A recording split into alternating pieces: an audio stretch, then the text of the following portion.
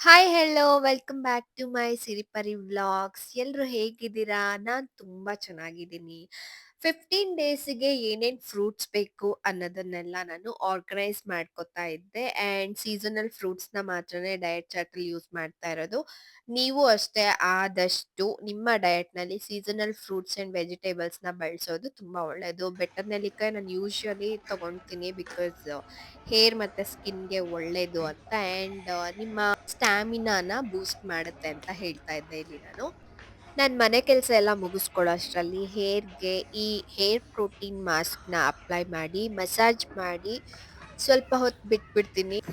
Hair ಚೆನ್ನಾಗಿ ಹೀರ್ಕೊಂಡಿರುತ್ತೆ. ಅದಾದ್ಮೇಲೆ hair wash ಮಾಡ್ಕೋತೀನಿ. ಸೊ, ಇವಾಗ ಹೇರ್‌ಗೆ ಇಷ್ಟ್ ಮಾಸ್ಕ್‌ನ ತಗೊಂತಾ ಇದ್ದೀನಿ ಅಪ್ಲೈ ಮಾಡಕ್ಕೆ ಅಂತ ತೋರಿಸ್ತಾ ಇದ್ದೀನಿ. ಆ್ಯಂಡ್ ರೂಟ್ಸ್‌ಗೂ ಕೂಡ ನೀವು ಹೇರ್ ಮಾಸ್ಕ್‌ನ ಅಪ್ಲೈ ಮಾಡ್ಬೋದು. ಇದು ಯಾವುದೇ ರೀತಿಯ ಪ್ರಮೋಷನ್ ಅಲ್ಲ ಗೈಸ್. ನನ್ನ ಪರ್ಸನಲ್ ಎಕ್ಸ್‌ಪೀರಿಯನ್ಸ್ ಇದು. ನನಗೇನ್ ಎಕ್ಸ್‌ಪೀರಿಯನ್ಸ್ ಆಗಿದೆ ಈ ಹೇರ್ ಮಾಸ್ಕಿಂದ ಅನ್ನೋದನ್ನಷ್ಟೇ ನಾನಿಲ್ಲಿ ಈ ವ್ಲಾಗಲ್ಲಿ ತೋರಿಸ್ತಾ ಇದ್ದೀನಿ. ಹಿಮಾಲಯ ಅವ್ರದ್ದು ನಾನು ಈ ಪ್ರಾಡಕ್ಟನ್ನ ಐ ಥಿಂಕ್ ಯೂಸ್ ಮಾಡ್ತಾ ಇರೋದು. ತುಂಬಾ ಚೆನ್ನಾಗಿದೆ. ನನ್ನ ಹೇರ್ ತುಂಬಾ ಫ್ರೆಶ್ ಅಂತ ಅನ್ಸತ್ತೆ. Actually after hair wash also ನೀವು ಅಪ್ಲೈ ಮಾಡ್ಬೋದು ಇದನ್ನ. ಬಟ್ ನಾನು ಬಿಫೋರ್ ಹೇರ್ ವಾಶ್ ಅಪ್ಲೈ ಮಾಡ್ತೀನಿ. ಚೆನ್ನಾಗಿ ಮಸಾಜ್ ಕೊಡ್ತೀನಿ. ಸ್ಟೀಮ್ ಕೊಡೋ ಆಪ್ಷನ್ ಕೂಡ ಇದ್ರೆ ನಿಮ್ಮತ್ರ ನೀವು ಅದನ್ನು ಕೂಡ ಮಾಡ್ಬೋದು. ತುಂಬಾನೇ ಚೆನ್ನಾಗಿದೆ ಇದು.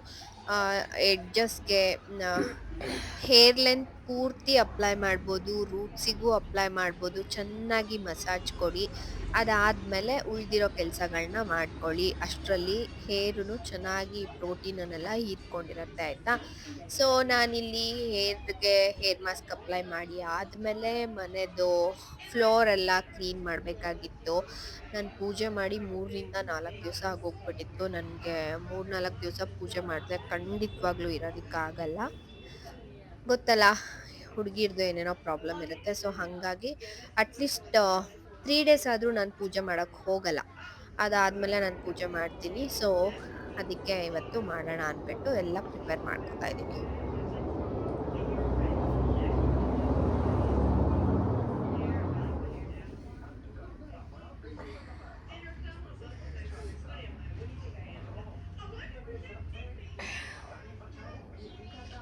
5 to 10 minutes almost hair massage ಮಾಡಿ ಆದ್ಮೇಲೆ ಹೇರ್ ಗಂಟ್ ಹಾಕ್ತಾ ಇದ್ದೀನಿ. ನನ್ನತ್ರ ಫ್ಲವರ್ ಹೇರ್ ಕ್ಲಿಪ್ ಇದೆ ಗೈಸ್. ಯಾರ್ಯಾರೆಲ್ಲ ಈ ಥರದ್ ಕ್ರಿಂಜ್ ಥಿಂಗ್ಸ್‌ನ ಮಾಡ್ತೀರಾ ಅಂತ ನನ್ಗೆ ಕಮೆಂಟ್ ಮಾಡಿ.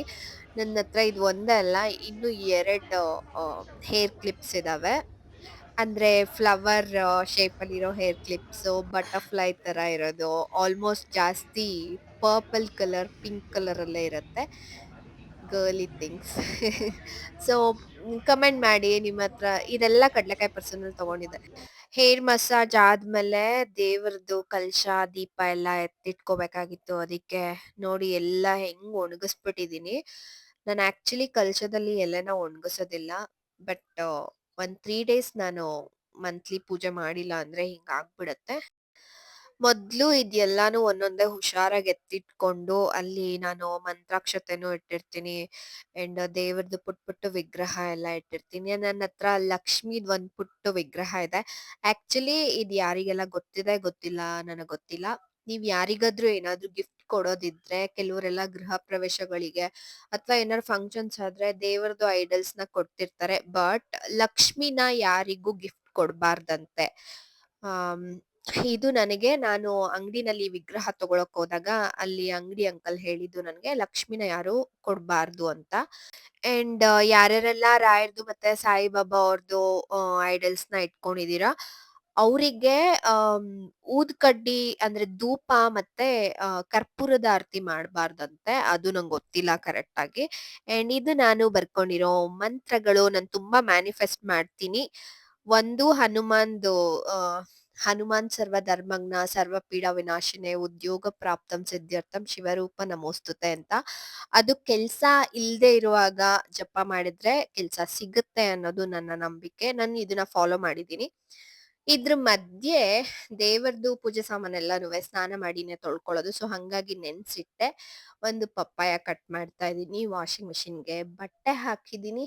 ಇದೆಲ್ಲಾನು ಆಗೋದ್ರ ನಡುವೆ ಪಪ್ಪಾಯ ಏನಕ್ಕೆ ಕಟ್ ಮಾಡಿ ಇಡ್ತಾ ಇದ್ದೀನಿ ಅಂದ್ರೆ, ನಾನು ಪೂಜೆ ಮಾಡೋ ತನಕ ಏನು ತಿನ್ನಲ್ಲ, ಕುಡಿಯಲ್ಲ. ಪೂಜೆ ಆದ ತಕ್ಷಣ ತಿನ್ಬೇಕು. ಸೊ ಹಂಗಾಗಿ ಸ್ವಲ್ಪ ಅವಲಕ್ಕಿ, ಸ್ವಲ್ಪ ಪಪ್ಪಾಯ ರೆಡಿ ಮಾಡಿ ಇಟ್ಬಿಟ್ಟಿರ್ತೀನಿ.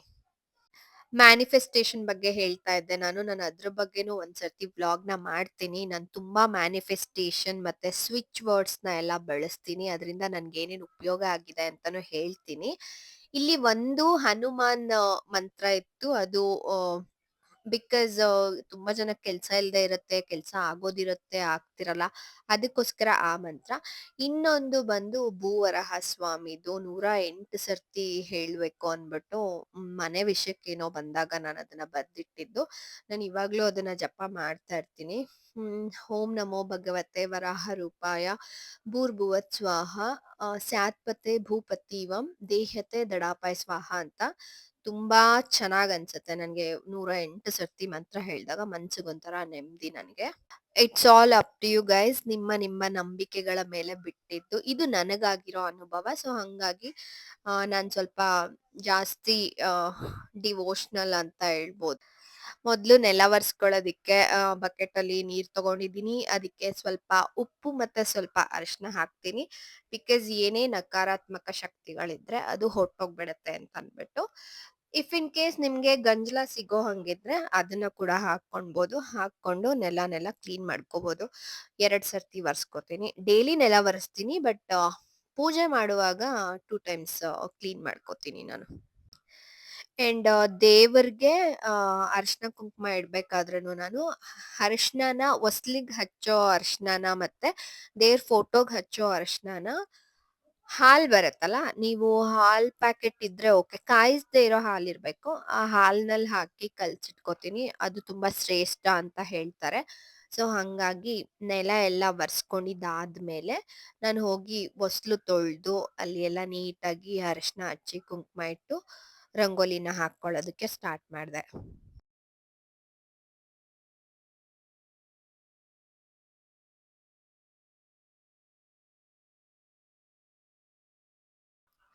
ಹೊಸ್ಲಿನ್ ಮೇಲೂ ಅಷ್ಟೇ ರಂಗೋಲಿ ನಾನು ಒಂದು ಈ ಅಷ್ಟದಳದ್ದು ರಂಗೋಲಿ ಹಾಕ್ತೀನಿ. ಇಲ್ಲ ಅಂದ್ರೆ ಲೋಟಸ್‌ನ ಬರ್ದ್ಬಿಡ್ತೀನಿ. ಅಂಡ್ ಪುಟ್ಟ ರಂಗೋಲಿಗಳು ನಾನ್ ಸ್ಕೂಲ್‌ಗೆ ಹೋಗೋ ಟೈಮಲ್ಲಿ ತುಂಬಾ ನಾನ್ ಹಾಕ್ತಾ ಇದ್ದೆ. ಬಿಕಾಸ್ ನಮ್ಮಮ್ಮ ನನಗ್ ಚೆನ್ನಾಗ್ ರೂಢಿ ಮಾಡ್ಸಿದ್ರು.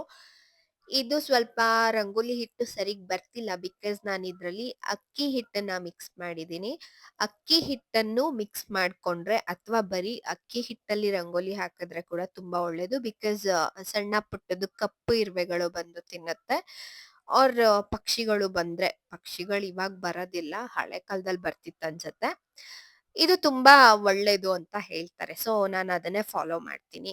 ಅಂಡ್ ಫ್ಲವರ್ಸ್ ಎಲ್ಲ ಇಟ್ಟು ಅಲಂಕಾರ ಮಾಡಿ ನಾನೇ ಹಾಕಿರೋ ಎಲೆ ಗಿಡಕ್ಕೂ ಕೂಡ ಅರಿಶಿನ ಕುಂಕುಮ ಇಟ್ಟು ಅದ್ರ ಮುಂದೆನೂ ಒಂದು ಪುಟ್ಟ ರಂಗೋಲಿ ಹಾಕಿ ಅದನ್ನು ರೆಡಿ ಮಾಡ್ದೆ. ನಂಗೆ ಗಿಡ ಬೆಳ್ಸೋದಂದ್ರೆ ತುಂಬಾ ಇಷ್ಟ.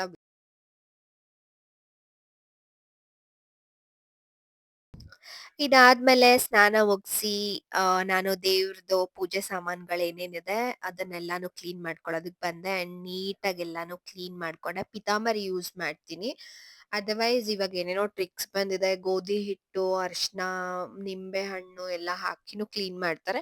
ನಾನು ಅದ್ ಒನ್ಸ್ ಟ್ರೈ ಮಾಡ್ಬೇಕು. ಅದ್ ತುಂಬಾ ಟ್ರೆಂಡ್ ಆಗಿದೆ ಇವಾಗ. ನೋಡ್ಬೇಕು ಏನು ಅಂತ. ಆಮೇಲೆ ಎಲ್ಲಾನು ನೀಟಾಗಿ ಕ್ಲೀನ್ ಮಾಡ್ಕೊಂಡು ದೇವ್ರ ಫೋಟೋ ಮತ್ತೆ ದೇವ್ರ ಪೂಜೆ ಸಾಮಾನುಗಳು ಏನೇನಿದೆ ಅದೆಲ್ಲಾನು ಕ್ಲೀನ್ ಮಾಡೋದಕ್ಕೆ ಸಪ್ರೇಟ್ ಬಟ್ಟೆ ಇಟ್ಕೊಂಡಿರ್ತೀನಿ ನಾನು.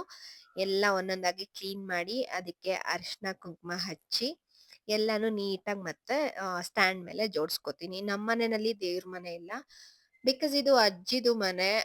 ಹಳೆ ಕಾಲದಲ್ವಾ. ಸೊ ಅವರಿಗೆ ಹೆಂಗ್ ಅನುಕೂಲ ಇತ್ತು ಪಾಪ ಹಂಗ್ ಕಟ್ಟಿದ್ದಾರೆ. ಸೊ ಇದೆಲ್ಲ ಆದ್ಮೇಲೆ ನೀಟಾಗೆಲ್ಲ ಜೋಡಿಸಿ ನಾನು ಪೂಜೆ ಮಾಡ್ದೆ, ದೀಪ ಹಚ್ದೆ. ದೇವರ ಮುಂದೆ ನೈವೇದ್ಯ ಇಟ್ಟು ಹಣ್ಣಿಟ್ಟಿದ್ದೀನಿ. 3 ಡೇಸಿಂದ ಪೂಜೆ ಮಾಡದೇ ಇದ್ದಿದ್ದಕ್ಕೂ ಇವತ್ತು ನೀಟಾಗಿ ಎಲ್ಲಾನು ಒಂದ್ ಕಡೆಯಿಂದ ಕ್ಲೀನ್ ಮಾಡ್ಕೊಂಡು ಪೂಜೆ ಮುಗಿಸ್ಕೊಂಡೆ. ಮನ್ಸಿಗೆ ತುಂಬಾ ನೆಮ್ಮದಿ ಅಂತ ಅನ್ನಿಸ್ತು. ಅದ್ರಲ್ಲೂ ಅಷ್ಟು ಪೂಜೆ ಮತ್ತೆ ನಂದು ಎಲೆ ಗಿಡಕ್ಕೆ ಪೂಜೆ ಮಾಡೋದಿದೆಯಲ್ಲ ಅದ್ ನಂಗೆ ಸಖತ್ ಖುಷಿ ಕೊಡುತ್ತೆ. ಎಲೆ ಗಿಡ ಅಂತೂ ಎಷ್ಟು ಚೆನ್ನಾಗ್ ಬರ್ತಿದೆ ಅಂದ್ರೆ ನಂಗೆ ನಿಜವಾಗ್ಲೂ ಖುಷಿ ಆಗತ್ತೆ. ಅದ್ರಲ್ಲಿ ಬಂದಿದ್ ಎಲೆನ ನಾನು ಕಲಶಕ್ಕೂ ಇಟ್ಟಿದ್ದೀನಿ. ದೇವ್ರಿಗೆ ತಾಂಬೂಲವಾಗೂ ಇಟ್ಟಿದ್ದೀನಿ ನಾನು. ನಿಜವಾಗ್ಲೂ ಖುಷಿ ಆಗತ್ತೆ ನನ್ಗ ಆ ಗಿಡ ನೋಡ್ದಾಗ. ಹೀಗೆ ಇನ್ನು ಚೆನ್ನಾಗ್ ಹಬ್ಲಿ. ಆಕ್ಚುಲಿ ಬಕೆಟಲ್ಲಿ ಇಟ್ಟಿದ್ದೀನಿ.